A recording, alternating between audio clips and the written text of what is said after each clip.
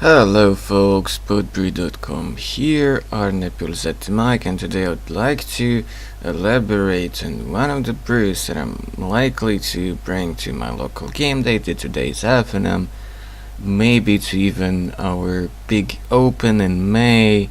Actually would have sort of two big opens, they're just different types a little bit, but in addition to game day I'll have a couple big opens. And throughout this FNM and game day, I hope I can tune this up to the best possible build I actually would like and enjoy. Basically, it would remind you a lot about Lewis Scott Fergus's Black-Green Aristocrats from the last Pro Tour, and it also has a lot of features of the Giant Elves that you may be noticed from Grand Prix Brussels in Belgium in the last season. So basically it combines this Aristocrats package, combines it with the Elves Drain package with Shaman of the Pack, and it also combines the Ally Drain theme as well within one deck.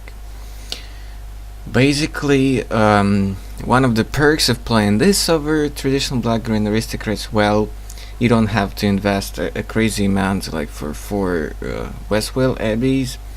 Also, it's a bit rogue, so people will actually think that you have all those cards that the Aristocrats version from the Pro Tour plays, and yeah, also you're way less reliant on the husk. So basically, if any of your stuff dies, you don't care at all, really, as long as you keep some board presence and keep on draining them. So basically, you're not really going to be very sad about all that spot removal. Like, you don't care so much, but Declaration in Stone or Grasp of Darkness or Ultimate Prize, then one of the rogue you asked part of the deck is the Calastre Healer. Basically, when it comes in or an ally comes in, you get to drain 1, and it can get really out of hand, not just because you run a bunch of allies and because you also have these Elves Drain package with the Shaman of the Pack, but also because you can bring a bunch of those guys back via March from the Tomb, and that's the only white card in the whole main deck, and of course 4 collected companies. So white is not per se only for March, it's also for manlands like Shambling Lands. Since I've jumped to lands for a quick bit, I'll also point out the thing about this land, Tranquil Expanse. Basically, Canopy Vista and the new green-white Shadowlands are both kind of bad because you run only like 4 basics and you don't have planes at all. You don't run Nissa, so that also frees up slots for more non-basics, and your free color deck, and you do want to activate Shambling from occasionally, right? And yeah, but you need a bunch of untapped mana, and you need to fix your colors as well as possible, and you need a lot of black, so this is why we're on a bunch of like black manlands and all the black pain lands. And what's good with manlands? Well, this guy, Sylvan Advocate, the staple of the standard format right now, it does a lot of work in this deck because it's elf and it's an ally. So it triggers Shaman and it triggers Healer. So if we're on allies and if we want to drain them and if we don't want to really attack that much, because we don't even have the elves like Lord from Origins, we don't have a lot of ways to pump our guys, but we do have healers, and of course we do have cutthroats. So this is why we should rather be called Elves and Drain, not really aristocrats. We don't have husk, but we're not just like Abzan company because we have this game plan. So it's an ally. When anything dies on your side, this guy or another creature, you get to drain. And yeah, you don't have blister pod and stuff like that, but you do still have Liliana, which can return a bunch of things. Among them, Shaman of the Pack for a lot of reach. And you do have Drana as a great ally that's a good flip from the company. It can also pump your team. Solid free job. And then you have like 7 1-drop elves, which help you to have really explosive draws. And then you have 7th as well. It's an elf, it's an ally, and it's a mana dork. It's barely gonna ever like fix your colors really, but it's nice that it's haste, so you can have really explosive draws from it. So some numbers could be polished here, but overall these are the creatures you want to run in this deck. You want to run all these 1-drops because you want really fast draws, and you do have a lot of elves, and basically it's important to have a 1-drop elf, either trap or archer, to have turn 2 elite with a token, and this is your blister pod basically. Of course you can try to go different directions.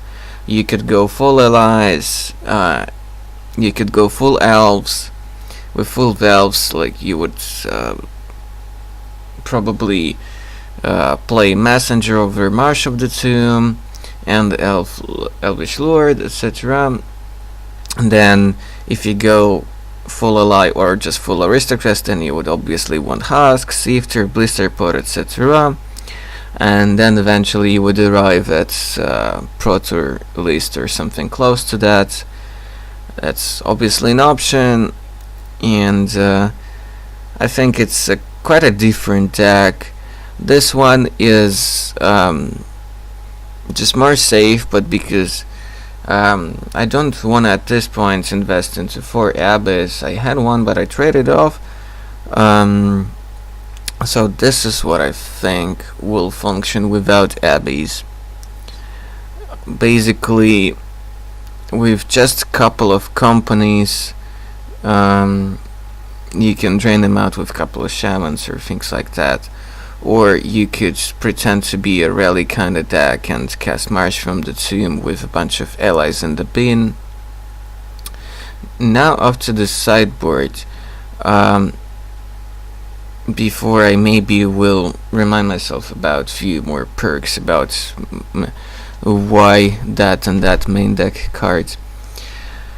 So we want another March from the Tomb for controls with language and stuff. For the same reasons we want at least 1 leap. You might want to have more copies in the sideboard depending on your field. If you have more Esper, more black-green kind of mid-range control like what John Finkel was playing, then if you think that this will work for you, I still yet to test out this card, but it looks real great in not just matchups against language decks, but against some other mid-range decks as well. If there is a good deck for interludes, this is one of them. It prevents you from languish, that's first, and it also like helps you out a lot with all the triggers, so it kind of actually provides you extra value on top of saving your creatures from removals. Then Duress of course also for control and some other matchups. Massacre is our way to deal with humans matchup. We have a lot of elves, so most of our stuff will actually survive, and then we have some 2/3s that will also survive. Of course, once they have that humans anthem in play, then it's hard to actually get great value out of Massacre, but you still get decent value because you can set it up, you can attack, and they would either take damage by not blocking, or they would block, and then you would finish off their creatures, etc. And you don't mind your creatures dying, actually, and so on. So because we don't have stuff like Arc Lightning, there is no reason really to splash red in this version of the deck. Then we have to rely on the Massacre for the weenies and those kind of matchups. And also, once the red token decks will get back, so that's an answer for them. Also, of course, for the green-white tokens, the deck that actually won the Pro Tour. And then we have 6 slots for spot removals. So I arrived at Grasp and Price because of instant speed and that it's cheap, it's just 2 mana. But I could see arguments for trying out things like Anguish and Making, Declaration and Stone, etc. Because we do have access to white, and we do have quite a few white sources. Right now that's about 8, but it still could be a consideration. You can modify the mana base a little bit to incorporate more white sources. You could play a couple of Evolving Wilds and one plane, stuff like that, but as of now I don't really like that much. So that's a thing. So just black removal, it's much easier on the mana base. Basically, March and Interlude are cards that you don't necessarily need early, and yeah, it's against control matchups, so against slower decks, so things like that. Okay, now I remember like one of the things I wanted to talk about the main deck is that yeah, I did not find space for Elvish Visionary, and I probably should, and I always regret this, but we have so many 2-drops, and all of them are doing a whole lot more than just cantripping. And yeah, sometimes you possibly could run out of steam, especially if opponent plays a lucky on-time Flame Tendrils, even though you do have a lot of free toughness creatures, like 8 of them, so which don't die to Tendrils, but Massacre Board will die to Lanquish, so that's a consideration. You get a lot of help out of your sideboard, but yeah, I just didn't find space for it. You could shave an Advocate here and there, one of the 1-drops here and there, one Elite here and there, and slice in some Visionaries. That's a possibility, which I would probably consider this week in tuning this deck. But yeah, like you don't have Abbey to kind of draw into, you don't have Husk to draw into, but you don't really need to. You can still do a crazy amount of draining in a turn, that's for sure. Yeah, basically, if you don't want to empty your wallet for new standards all that much, and you had like most of these cards, so this is a deck for you, for at least for the game day.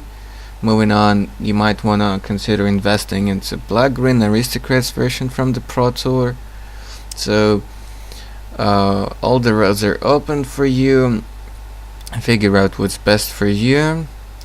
I'm gonna have probably a ton of fun this week and in the coming weeks, probably with this type of deck, and I'll continue tuning it, and we'll likely to record some gameplay with it in one form or another.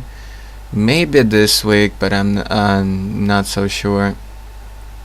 Anyways, in the coming weeks for sure. So thank you guys for watching. I hope you enjoyed it. Don't forget to subscribe, check out the channel and the website, and I'll see you guys in the next video. Goodbye.